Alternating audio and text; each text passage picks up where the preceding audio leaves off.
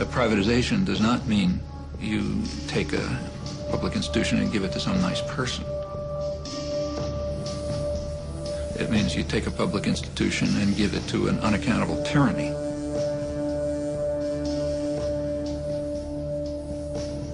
Public institutions have many side benefits. For one thing, they may purposely run at a loss. They're not out for profit.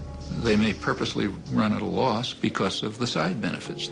So, for example, if a public steel industry runs at a loss, it's providing cheap steel to other industries. Maybe that's a good thing.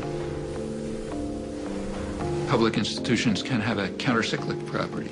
So that means that they can maintain employment in periods of recession, which increases demand, which helps you get out of a recession. A private company can't do that. In a recession, throw out the workforce. That's the way you make money. There are those who intend that one day everything will be owned by somebody.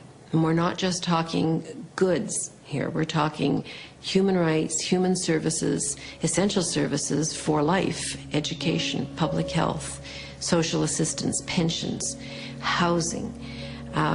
We're also talking about the survival of the planet, the areas that we believe must be maintained in the commons or under common control, or we will collectively die. Water and air.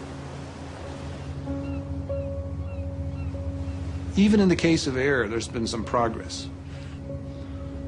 And here the idea is to say, look, we can't avoid the dumping of carbon dioxide. We can't avoid the dumping of sulfur oxides. At least we can't at the moment afford to stop doing that. So we're dumping a certain amount of stuff into the environment. So we're going to say, with the current tonnage of sulfur oxides, for example, we will say that is the limit, and we'll create permits for that amount. We'll give them to the people who've been doing the polluting, and now we will permit them to be traded. And so now, there's a price attached to polluting the environment. Now, wouldn't it be marvelous if we had one of those prices for everything? It sounds like you're advocating private ownership of every square inch of the planet. Absolutely. Every cubic foot of air, water. It sounds outlandish to say we want to have the whole universe, the whole of the earth owned. That doesn't mean I want to have Joe Bloggs owning this square foot, but it means that the interests that are involved in that stream are owned by some group or by some people who have an interest in maintaining it. And that, that is not such a loony idea. It's in fact the solution to a lot of these problems.